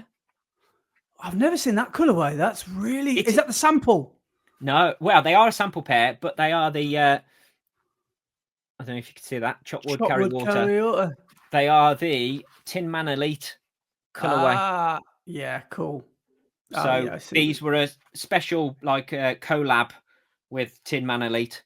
And I loved their because I had the Tin Man Elite SL was it the SL20, SL20.3 I had, which were the Tin Man Elite colorway, and I also had the Avanti TYO track spikes, which were the Tin Man Elite colorway, and all of their colorways were very much a very light grey and gold, and I loved them. They also did a Takumi Sen 8 in the Tin Man Elite colorway, which I really wanted, but I couldn't get my hands on. I couldn't find a pair. And they also did a Boston 10, which looked well cool as well. Nice. But they are my Pro 2, so they are all ready for me to do some sessions in when I get back in October for me to run a 25-minute parkrun in. I can't wait to do the Kipchoge VP a 25-minute parkrun to run your PW. But then, the last comment was from Double D 1509, and I think this is in reference to Adam Fogg and our discussion. He says, "Was he on the bike? No. Sorry, guys, but give him a break." I definitely give him a break. I don't think at any point we said what he did wasn't phenomenal and was he on the bike? Amazing. But we did question whether having a bike as a pacer was he on the bike? Yeah, I see what you mean. But as I said, what he did was phenomenal, and that speed, that pace going around Ara Valley was incredible. But what I will say is we are a podcast and we need things to talk about. And if we just agreed with everything and didn't question anything, then we wouldn't have anything to talk about, and it'd be a very short and very boring podcast. So yes, we might say some controversial things, but that's what makes for good listening, I would hope. I don't know. Maybe some people just anger listen to us and just want to listen to be angry. But no, I understand why you're saying that. Yes, give him a break. But we do need to try and make some discussion points. We're not knocking him. We're just questioning the authenticity of the the legitimacy of having a pacer on a bike rather than a pacer on foot. But no, what he did was incredible, and obviously it did him good because he's gone out and broken the BMC record for the 1500. So he can't be a bad runner, can he? No, Ara Valley in his legs. He's gone out and run a huge milestone. So there you go. So, well, moving on to the emails, we've had one that I said I was going to read out from last week from Jordan. Yes, Jordan Knapp, who's written in a couple of times, and he said, "I've got one question for each of you, so I've got some context to the questions. I've finally regained my peak fitness from comrades after 5 to 6 weeks of slowly getting back into the swing of it. Unfortunately, I couldn't come right for the Parkrun in the Red Line challenge, but I love seeing the crazy efforts each week from everybody else. I now have got my eyes set on hitting a sub 3 hours for my next marathon, as my fitness is now reaching heights I never hit before. So my first question for Brett is, when did you truly know sub 3 was a possibility?" Ooh. Right. I would say when I managed to get my half time down to a point where I was like, that is possible to go under 3 hours. So when I first, I took a while to get under 1:30 for under 90 minutes for the half. But when I managed to get under that, I was like, okay, this is good. But it was when I managed to run. Remember Redditch half, the first time they did Redditch half, where it was out into the countryside and around the hills and everything. When I ran that course and managed to run a 1:21 on that course, that was the start of me thinking I can possibly run a sub 3 here, because you do the calculations and you go, sub 3, it's 1 hour 30 pace, but just doubled. But that's not how it works. If you can run 1:30 for a half, it doesn't mean that you can run 3 hours for a full marathon. You've got to add on those extras. So if you take the calculation and you do the whole double your half and then add 8 to 10 minutes, then that's when you can start to really believe. And when I ran that 121, so that double that, so that's 142, add on the seconds, 143, add on 8 to 10 minutes, 153. So you're like, I can probably run a sub 3 now. That's when I really had the thought of, yes, I can do this. I just need to train to be able to do it, because running a half fast and running a fast full marathon is a very different thing. It's a very different beast. You can sort of get away with out fueling and by hanging on for dear life in a half.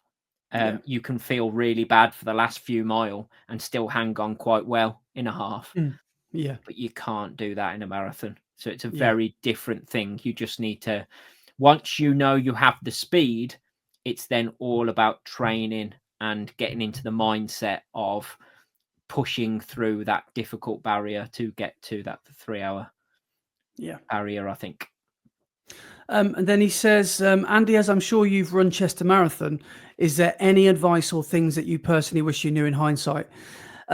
What I would say is, if you can run under 3 hours at Chester, you're an exceptional runner, because it's not an easy course at all.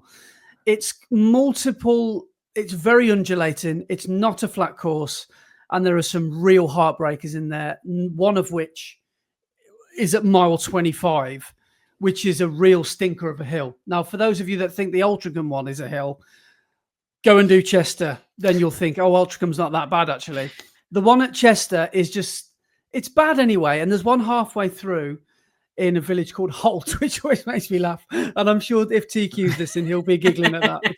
That's a little Alan Partridge mid-morning matters joke. Come on, you're from Holt. There's a village in at mile 15, I think, which is really tough to get up, and that really sort of breaks your stride. But apart from that, I would just know that it's not a PB course, as we always say. Well, if it is for some people, then it is a PB course. But yes, if you can run sub 3 at Chester, imagine what you could do at Manchester or London, because Chester is a really quite a difficult course, I would say. I wouldn't say it's difficult, but it's definitely not easy. So just know, whatever you do at Chester, you could probably do better at Manchester. That's all I'll say. Another email I was going to read last week, which I didn't get round to, was from Darren Suster. And he's written in talking about fast R3s. And he says, have a listen to the Physiology of Endurance Running podcast, Super Shoes episode.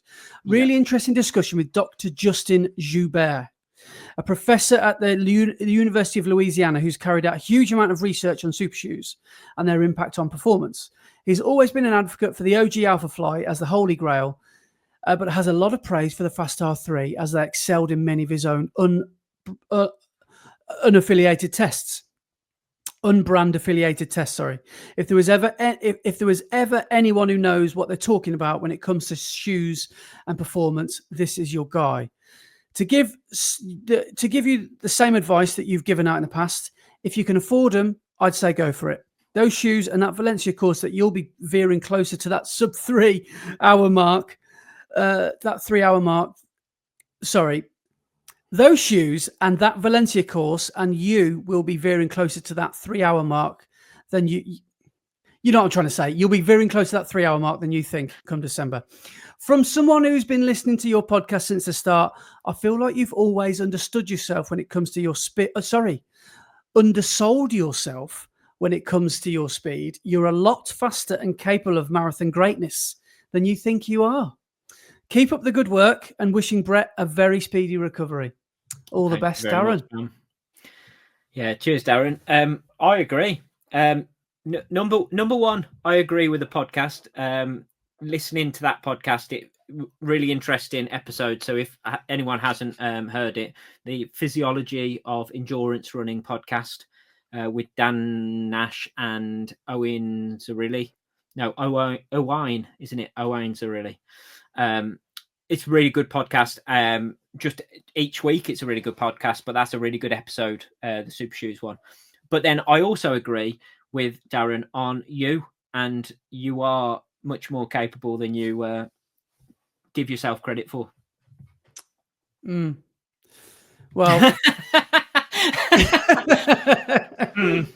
I'm sick of being told off. I'm always getting told off. No, but, we're not telling you off. You're probably right. You are right.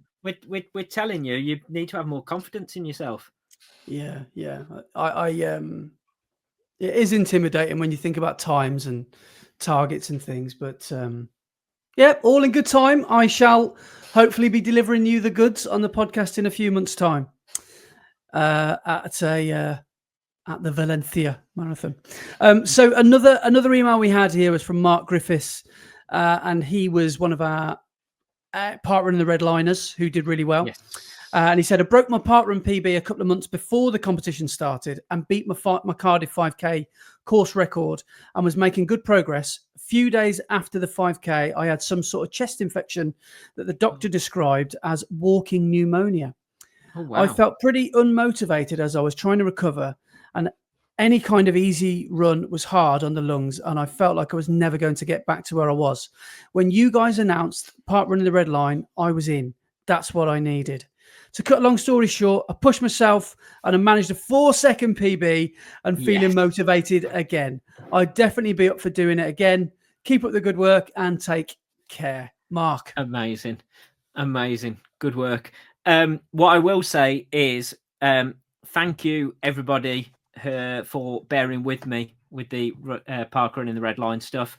I will hopefully this next week be making a return to my shop to do a few bits. Obviously not screen printing or anything, but I will be able to do some other stuff. So I am going to, in this next week, get all of those people who PB'd, get your little mementos sorted and get them out to you within the next week or so. So have a look out. And if you haven't got in touch yet with your address and details, let us know over email or send us an Instagram message, and I will get them out as soon as possible. And if you've got an email, if you want to write in, maybe you're thinking, go on, I'll send him an email because I've not written in yet. Send us an email to runningtheredlinepod@gmail.com and we'll read it out in about 3 months' time. But this last one we've had is from Andy Goldsby, who's from the Marmcast. So him and Tim Stent, aka Marm, have got an awesome podcast that's in its infancy, probably 10, 12 episodes in, and they're doing really, really well. And they co-host it. I think they do the same as us. I think they might even record on a Friday. I don't know what that says about us guys at our age, that we're at the only time we can possibly find to record a podcast is Friday night. But he's written in, he says, I hope that this email finds you both well. Your pod always keeps me company whilst working away at home, so thanks for the podcast. I thought I'd write in as my ears pricked up when Andy started talking about how difficult it can be as a parkrun race director. Now, before I go into the gory details, it's honestly so fulfilling, and I love that as volunteers, we get to play our part in making parkrun happen. Everyone who volunteers is doing so out of the goodness of their own heart and are the absolute lifeblood of parkrun. And despite other opinions, we love that super speedy folk turn up just as much as the folks come in for a bit of exercise and a walk. What other event can combine the two? But we can get our fair share of abuse. I totally recognise what Brett said about giving an instruction as a marshal and being totally ignored. Happens all the time. People are happy to take part, but as soon as the run is done, they are suddenly not part of the event and in a public park. This is fine, but a bit of common courtesy to those still finishing goes a long way. As for crazy complaints, I've been told off before because there was not a permanent sign up showing the route. They didn't want to come to briefing and thought it was my fault that the route was not mapped out for anyone to see. Another parkrun shouted at me as they didn't cross the finish line and demanded that I give them a time. Apparently, if I had bothered to watch the Olympics, then I would know that the finish line is infinite and it should not matter where it is crossed. He was very shouty, but made my morning with the comparison.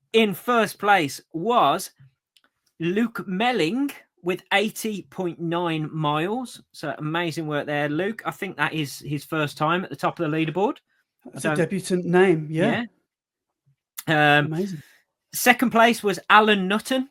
And he had 77 miles on the nose. Alan the Nutter Nutton. Alan the Nutter Nutton, did you just say? Yeah. He wrote in a few months ago, didn't he? And we called it. Well, I called him the Nutter. See, every time I see Alan's name, I always think Alan Nutton dressed as lamb. Yeah, not just as lamb. But anyway, third was Craig Knowles with 75.4 miles. So awesome work, you three. The shoulder of Nutton. There's a pub in Bromsgrove.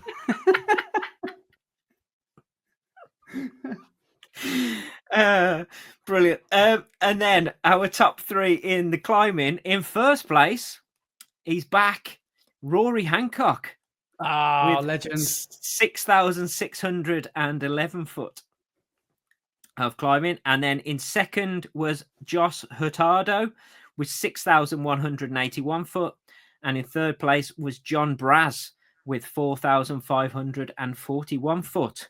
By the way, John has got a YouTube channel and he's based in Madeira, and he's put some videos out, and some of his trail runs look disgracefully hard, but the views in Madeira, the scenery, the epic coastline, it's just like another world. It looks amazing. So it looks amazing. Go and check out his channel. Do you know what the channel's called? I wonder if it's just his name, John Braz. I don't know. If you type in Madeira John Braz, hopefully it'll come up. Let's put that to the test. Madeira cake John Braz. Yeah, I'm just getting things about cake here. John Braz. No, that's come on, we've got to get it. John Braz. There's another John Braz I've just found. I'll find his channel. I was going to say, whilst you're looking, I'm going to go through the top ladies. Yeah. So for distance, in first place was Rachel Watson with 58.1 miles. In second place was Chloe Hamard with 56.8 miles. And in third place, she made the distance podium this week, was Aveen D with 54.8 miles. So great work from you three. And then for our climbing top three, in first place was Sarah Brunner with 3,770 foot. Second place was Aveen D. So she's made both top threes with 2,825 foot. And in third was Stephanie Parker with 2,365 foot. So amazing work, everybody. Have you managed to find it? I have. It's called. I've got an advert. I think this is his channel. Madeira John Braz. Madeira. Yeah? Madeira John Braz. Madeira Cake by John Braz. It's Move on Madeira. It's called. So Move on Madeira. That's John. Nice. So yeah, go and have a look at some lovely Madeira cake and the peaks of the icing and filling. If that's wrong, John, please let me know, because I think that's right.